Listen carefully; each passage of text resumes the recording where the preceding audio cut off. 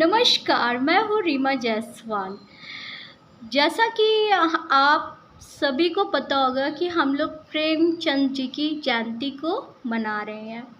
प्रेमचंद जी अम, कह सकते हैं कि बहुत बड़े एक तरह से हिंदी साहित्य में उनकी कहानियाँ पढ़ी जाती थी। हम लोगों ने भी बचपन में उनकी कहानियाँ काफ़ी कुछ पढ़ा था और उनकी कहानियों ने एक तरह से बहुत ही गंभीर छाप कह सकते हैं मेरे जीवन पे भी उन्होंने डाला था।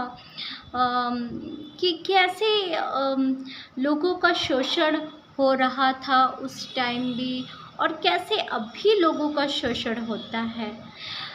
प्रेमचंद जी ने अपनी कहानियों के माध्यम से उन्होंने एक सोसाइटी या कह सकते हैं समाज का एक दर्पण हम सभी को दिखाया। वो दर्पण कहीं न कहीं थोड़ा-सा हास्यपद भी था, लेकिन कहीं न कहीं एक तरह से बहुत ही जटिलता के साथ भरा हुआ भी था। जहाँ पर हम देखते थे कि बहुत से जो अमीर साहूकार लोग थे, किस तरह से छोटे तबके के लोगों का शोषण करते थे। तो उन्होंने अपनी कहानियों के माध्यम से इस समाज की सच्चाई को भी दिखाया था।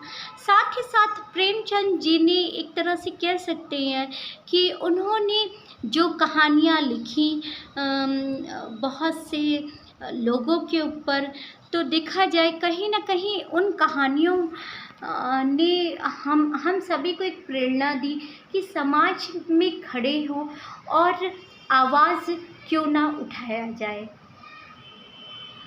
प्रेमचंद जी का कहना था कि जब तक हम अपनी आवाज़ नहीं उठाएंगे, आंदोलन नहीं करेंगे, तब तक हम अपने सोसाइटी को एक सही रास्ते में नहीं ला सकते थे। बहुत सोचने वाली बात थी। शायद यही वजह थी कि उन्होंने अपनी कहानियों के माध्यम से अ, अ, ह अपनी जो एक तरह से कह सकते हैं व्यथा थी, उन्होंने हम सभी लोगों को एक तरह से उनकी बुक्स में पढ़ने पर हम लोगों ने ये चीज़ पाया।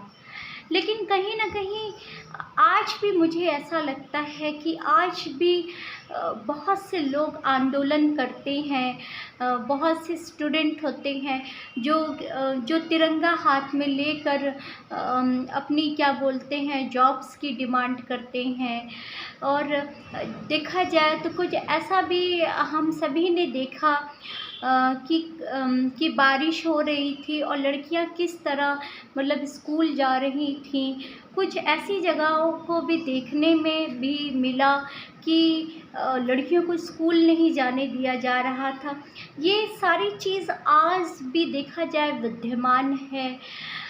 कहते हैं कि विमेंस को हम जो हमारी विमेंस है या हमारी जो महिलाएं हैं, लड़कियां हैं, उनकी आवाज़ तभी एक तरह से वो उठा सकती हैं जब वो पढ़ी लिखी होंगी, जब उन्हें सही और गलत में एक तरह से हम कह सकते हैं उन्हें इन चीज़ों का फ़र्क करना आना चाहिए, क्या सही है क्या गलत है, सोसाइटी में क्या हो रहा है।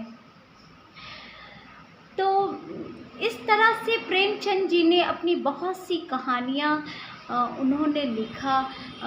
समाज का एक कह सकते हैं कि उन्होंने उस टाइम का एक घृणित रूप उन्होंने दिखाया। लेकिन आज भी कहीं न कहीं जो हमारा समाज है, क्या वो बदल गया है पूरी तरीके से? Thank you everyone.